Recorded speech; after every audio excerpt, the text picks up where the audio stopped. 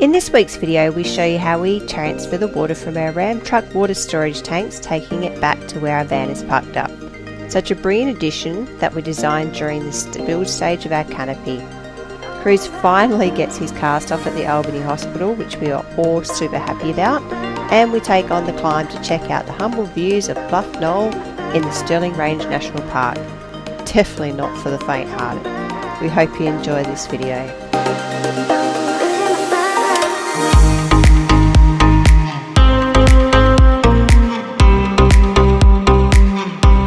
Pretty gnarly up here.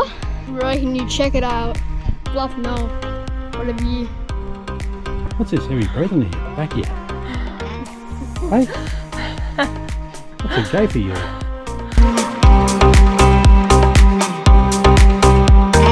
You got the ranges. This is awesome, isn't it, Sharon?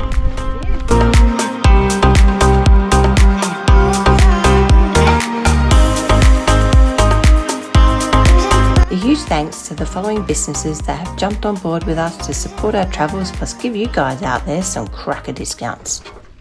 Coming to town to get some water to take back to the caravan. Did a little bit too much washing today. Someone chewed it all up. Yeah. But nah, that's what we designed this car for. So on the Ram we took the rear spare tyre out from underneath and changed that to a 130 litre stainless steel tank. And also we have another 8 litre water tank here in the header board. So pretty much all up we can carry pretty much 200 litres of water. So fill this up and then we can take it back to the caravan, and then we can transfer it. We've got a pressure pump under here. We just pump it from the car to the caravan and fill it back up again. So saves those water containers and water bladders and whatnot. So plus it's stainless steel too, so you can also use it for drinking water if you had to. So yes, very good. Alright, so we're filling it up. How long do you reckon it'll take to fill it up? I reckon about 5 minutes normally. We should actually probably really time it, shouldn't we? Get the watch out and have a look. It's like having a shower. So you've got to be careful and restraint with your water, don't you? It does, especially when someone starts doing like 4 washes of I haven't loads of washing done 4 today. washes today, I've done 2. Maybe 3. No, I've done 2. And our washing machine uses probably around about... Maybe worked out about 35-40 litres per wash, wouldn't it? So it's not too bad. No, it's not so too one bad. tank pretty much, yeah, 95 litre tank. And washing. Gets the knickers and the jocks and a couple of bits and pieces done. And females trying to wash their hair. And...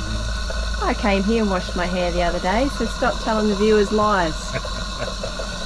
So I'll take you under and I'll show you where, and if you can see it, of where the actual water tank is. So that is our spare stainless steel tank. Brad from Off-Road Creative designed this up for us. And yeah, got a ball valve so we can hold off the water from the main tank into this tank, so it can separate, or we just open both the valves and fill both the tanks up at once. Okay, we're back at camp and Cam's just going to show you how we transfer the water from the car into the van. Pretty much connect the hose to the van. So we've got a bit of a different way to most people of filling the van, don't we? Yeah, well you can, there is a filler point up there, obviously if you're pumping from a creek or whatnot, but yeah, we've got bore valves on there. We can just select our tanks, tank 1, 2 or 3, or drinking tanks. There's actually 4 tanks all up. We can just pump into each tank directly so you don't get any airlocks, which is the one good thing. But on the rear here we just got a tap. So that's the tap that comes with the canopy. That's it, so you just push that in like that, do a half turn, connect your hose, and then you come around to the side of the canopy, like so, and you just turn on the water pump, and you can turn around, you can see the water pumping in. It's I'm pretty sure it's an 18 litre per minute water tank, so you know, if you've got 200 litres, roughly takes about, what, do some maths on that, 5-10 minutes? No. 1 beer anyway. Yes, we should be talking in beer time. Yes, well it is afternoon, so yeah, it normally takes 1 beer. And once that tank's full, we then basically switch over valves under the van and change over tanks. So to pretty much say, at the front here we have our breathers. So jump under here and have a look. We have 4 breathers, so that's for each tank. So one good thing with Wonderland, they've really thought about the water tank situation. You do not get any airlocks. All the other caravans we've had, we always get airlocks filling up. So they ran their air lines up high, bring them back down, and they have bore valves. So once the water starts coming out of here, you know it's full, and then you shut them off. So yeah, good thing of Wonderland. And how many litres per tank have we got? So we've done a water gauge on them to see exactly what they are. They did say they were 100, but we've actually worked out they're 95. So we've got 95 litres, so we have 3 of them, and then 1 drinking tank of 65. So yeah, sufficient for enough for a couple of weeks, isn't it? As long as no one does some washing. Washing and washing hairs and... Well, I didn't wash my hair in the shower, but yeah, no, as long as we conserve a little bit, don't go too That's stupid. it, just have your normal, yeah, basically. We still have pretty long showers, but... Oh, we do, we do. It's, keep the pressure down a bit and don't go full rip. You can get a good 4 or 5 minute shower, so... Yep. Use about 10 litres per person, just don't turn it on full rip. Yeah, no, it's good. Be conservative when you're on off-grid. And it's just so good to have the beauty of being able to transfer that from the car. It's basically seamless. It just, like, we got to go get the water, pump it in the canopy, and then transfer it to the van while someone has a beer. Someone's playing his Oculus outside. Hey, Cruz. Hey. Amongst the washing that I got to take down for him. Bad mum here. Poor boy. He can't play inside. There's not enough room. So I'm going to take some washing down for him. You're a bit busy on that thing today, but good form of exercise, hey? Yeah. Because I might hit you. What are you doing? Snow skiing down a mountain or something? No. I'm a gorilla and you're the, like, bounty, is that bounty physics? It's like actual physics, like you're the tag people, it's like a game of tag. And then you're like... Good to see that your hand's back in order, but... Not really. Well, I'd be careful then, hey? I don't feel like taking you back to the hospital to get another cast put on. Nah. My controls are not really working properly, so I can't really check my movement. Well, it looks as though your hand's working properly, but... Yeah. God, full action back.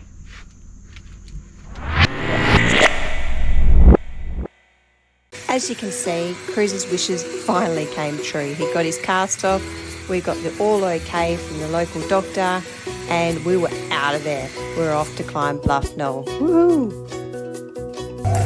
What a bad skin. Yuck. How's it feel, Cruz? Oh, for leaving guys.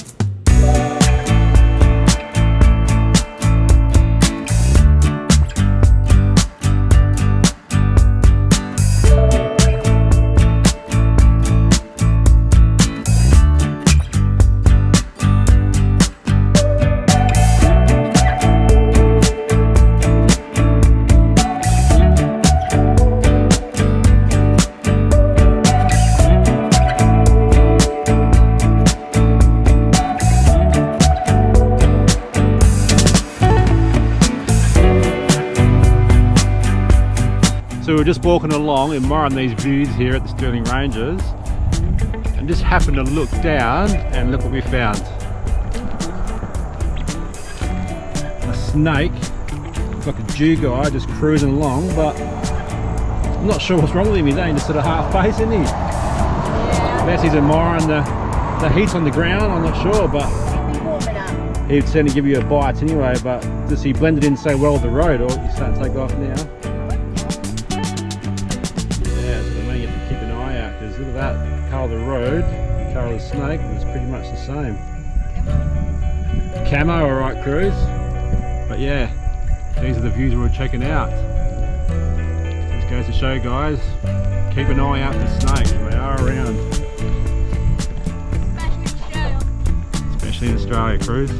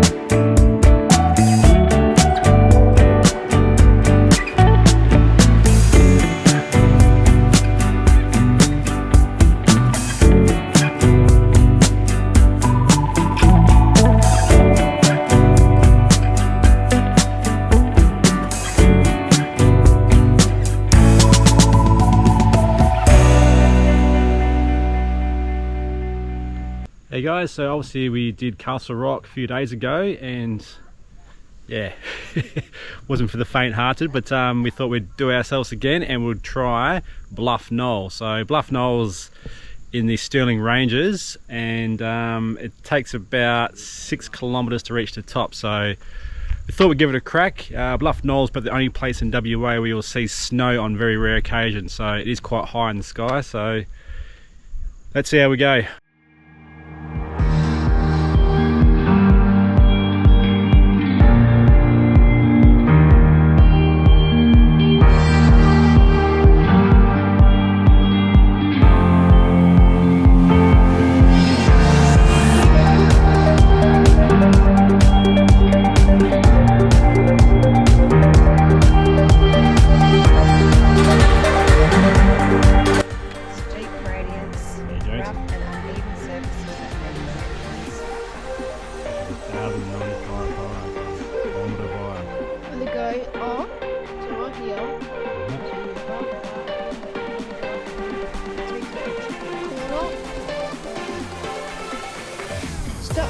Stop and check where the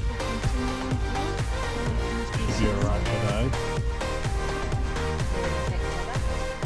That's it. Alright, let's go. Aren't they? They're not as green.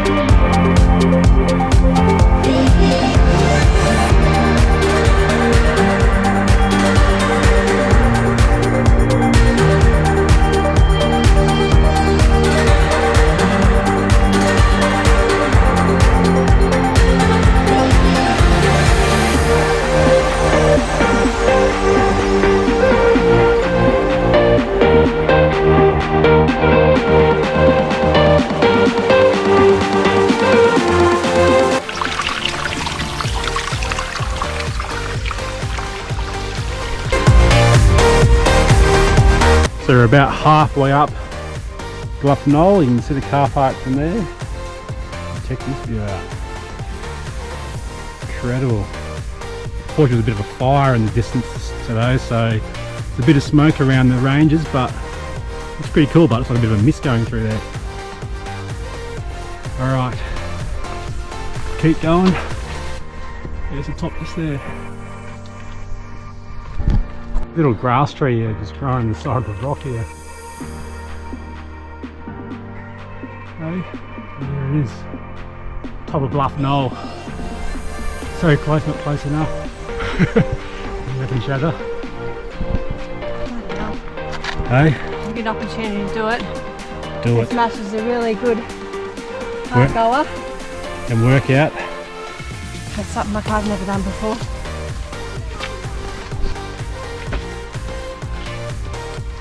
The track's getting a little bit dicey now, isn't it?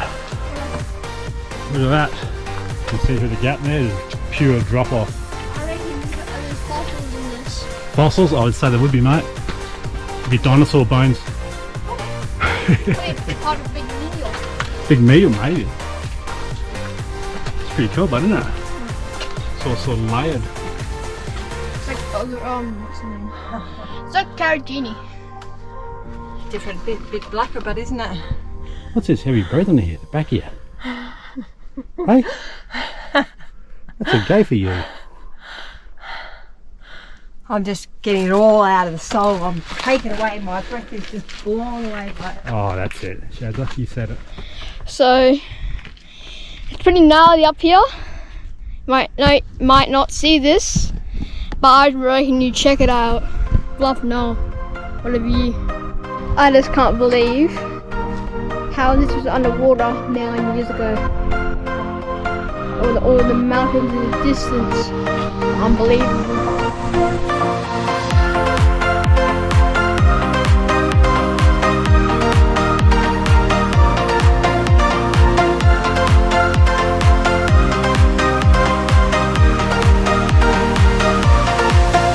So this is the stop point that I told you at the start of the track. So just check for the conditions ahead, because sometimes obviously when you're here and clouds are rolling in, and if you're up here and the cloud come through, you lose your visibility very quickly. Because look how high you are.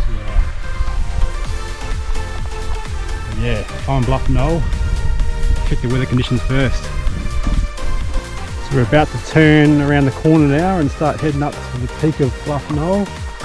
We're looking back towards Albany, some salt lakes there. And, here we are, come around the corner to the peak of Bluff Knoll.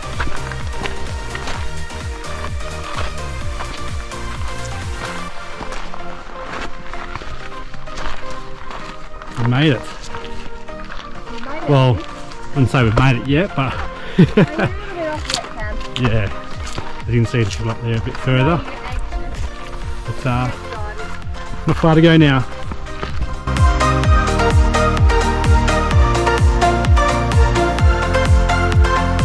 Finally, the 100-meter mark.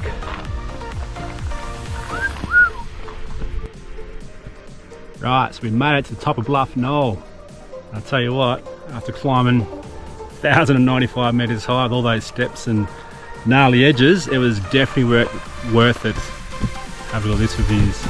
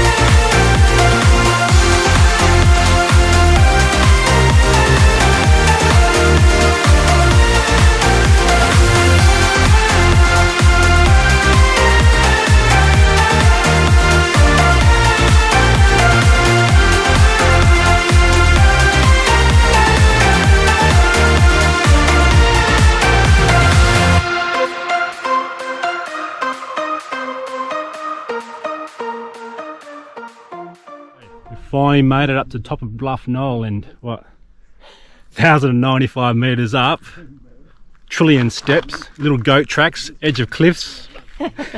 Yeah, we finally made it. We made it up here, but A few little stops, a few lollies along the way. yeah, look, it wasn't too bad. Look, as long as you sort of had a rest every now and then, and a bit of water and some sugar, and just keep pushing through it, eh? Yeah, but when you get to the top, oh my god, Yeah. it's just mind-blowing.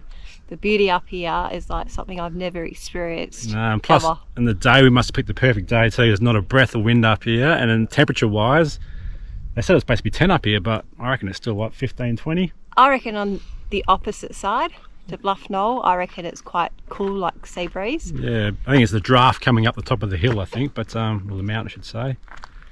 But yeah, I'll swing you around now and check out the view of this. So this here is what the crest of Bluff Knoll. The summit. The summit, they should call it. Yeah. Out here is looking back to the Stirling Ranges on this side, and just down there, pure drop off. As you come around this side, looking back towards Albany way. As you can see, there's quite a few salt lakes around. But yeah, just the views just go for miles. It's definitely worth the walk. The climb, I should say. Yeah, Bluff Knoll, guys. If you're in the Albany area or Mount Barker, check it out.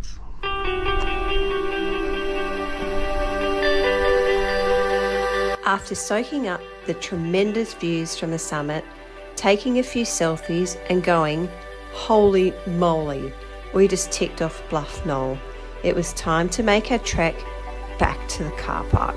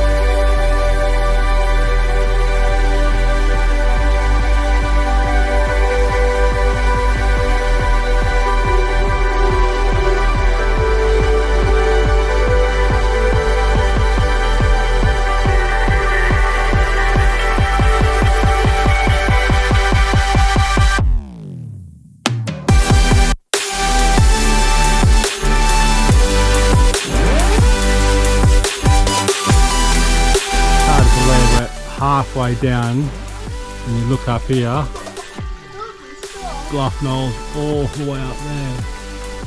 That's how far we're up today. Still a bit to go yet to come down. Right, we finally did it. We did do it. We did. Bluff Knoll conquered. And when you see the bitumen, that means high. You want to kiss it just about, because those steps are pretty harsh. I think it's more gnarly coming down than what it is going up. Legs are a little bit shaky, but I thought Castle Rock was bad. Bluff Knoll's definitely more intense. Yeah, I think it's like a step up. Starts off the first kilometre not too bad, but after that it starts really ramping up. But as you can see, that's what we conquered today, and look how far up it is.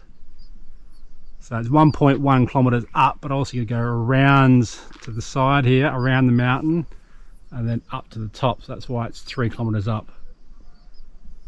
But we've done it. Yep, we've conquered it. We've conquered it. Another one off the bucket list. That's it. Do it again, Chris. Hi. Do it again. We finally did it. Would you do it again? I said, would you do it again? Would you do it again?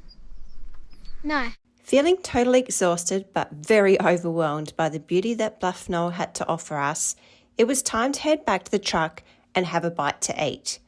We had worked up a massive appetite, plus it was time for a cheeky little drink to celebrate our achievement. Well, here's cheers, Shazza. Cheers. We done it. We did do it together. And little Cruisy. He's in there chilling out now. There was moments where I thought I could see the car. I was like, when are they going to get back? No, legs started going a little bit jelly, but no, he's back in the car park now, and he's cooking up a little feed in the air fryer for the little man. We're just sitting back having a brewski, and just admiring these views of the Bluff Knoll we just conquered.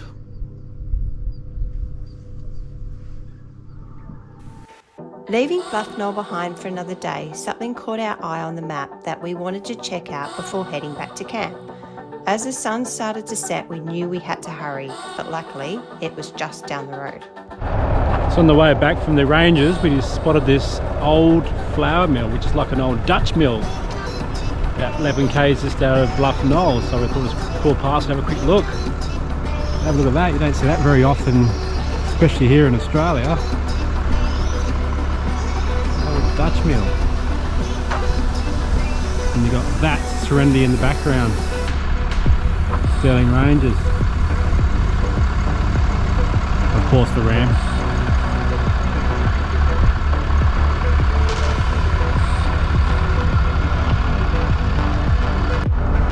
The Lily Dutch mill.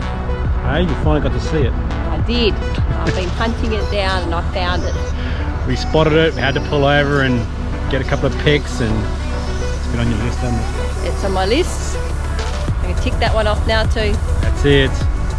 The Lily Flour Mill, just out of the Stirling Ranges. New Adelaide Grace.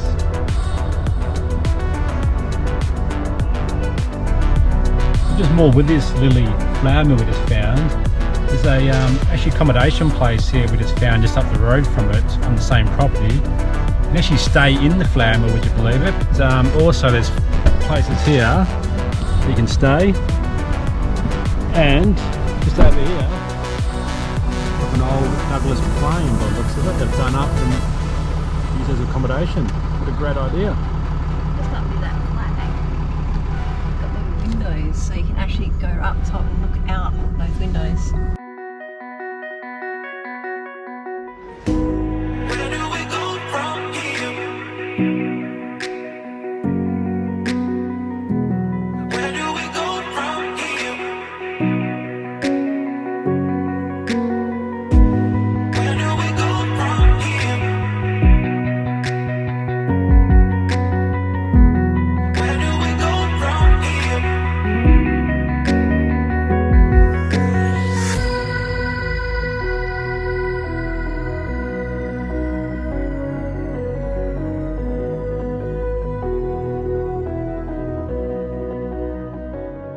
Morning guys, it's pack up day, and we've got a bit of mixed emotions here, haven't we?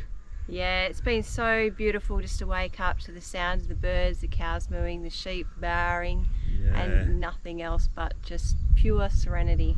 So quiet, isn't it? But we've been here for 2 weeks now, because obviously we pulled up out of Albany to Mount Barker just to, as you probably know, we had some air conditioning problems when we first took off, and we had to get it booked into Albany to get it checked out. They diagnosed a problem and found that we need a new whole aircon replacement, so we've sort of been, you know, stationary for another week, just hearing response from Dometic about it. And yeah, just waiting for them. Yeah, it was a bit sad that we had to sort of jump onto Dometic ourselves to get the claim approved. Yeah. It was, being a travelling family, you know, you sort of really want to keep moving. For that to have taken that long was a little bit bad on their behalf, but they've been brilliant with now jumping on and pushing it on to the next town for us to get it repaired. I think with Dometic they have a lot of claims and just takes a little while to claim through, and wouldn't be too bad if we were at home, because obviously we weren't using the van as much, but being a travelling family we're sort of relying on it, so we have been waiting for them, and they've only just approved it, so we can't wait here any longer. We need to sort of keep moving and get to the next spot. That's why we transferred to Esperance. So we're going to leave here today. We're off to Shays Beach, just out of Albany, and try some fishing. So we're going to hook up now, and yeah, like I say, it's a bit of mixed emotions here at Mondarup Estate, because we've sort of enjoyed this little break for a little bit, but we need to move on, I suppose. And yeah, and Lawrence and Michelle have been the best hosts to us. So good. Welcome them into the cottage to, you know, have cups of teas and chats about their travels. Wine tasting as well. They have some great wines here, some Cab Sav, and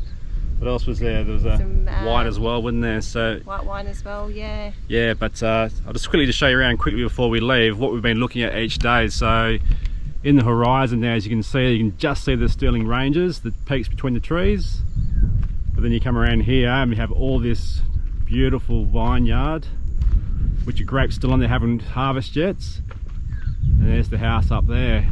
We've had all this area to ourselves pretty much, so it's been peaceful and quiet. Kookaburras in the morning and a few sheep roaming around and some cows. That's about it really, but definitely a great spot if you want to just chill out and check out the Stirling Ranges. So Mondarup Estate, guys. Yeah, it's $22 a night, so that's on the sites that are down the bottom. Yep. And I think, if I'm right, is it 32 for the sites up the top?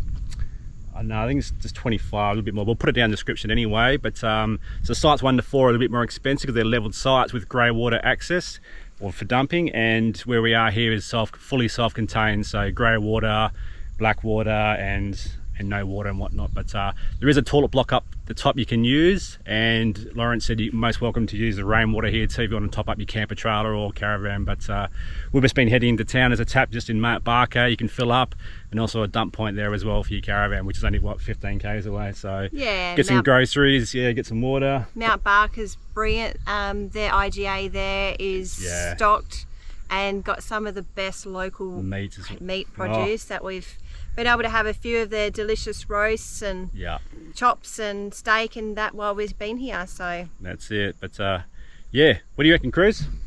Pretty awesome. Awesome spot? Yeah, it's a beautiful view on a sunny day with no wind.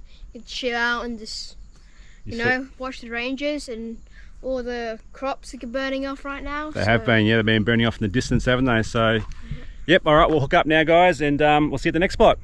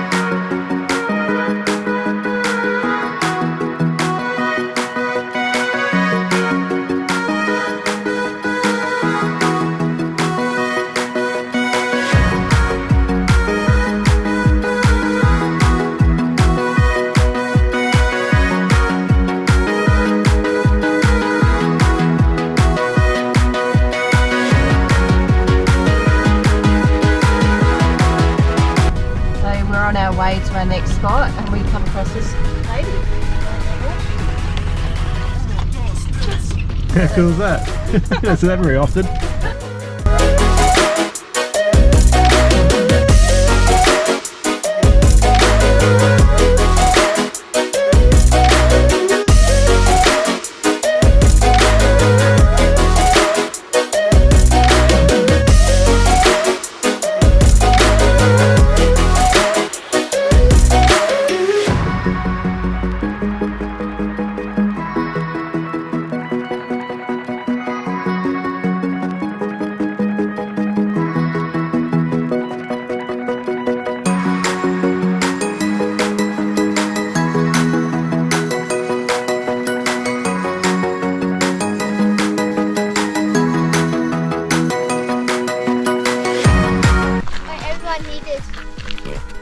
Oh, nice. Better out than in, buddy. That was Bluff Knoll, done and dusted. Shut up, Siri. All I can see is a GoPro straight in my face. So that was it. Mount Bluff. Bluff Knoll.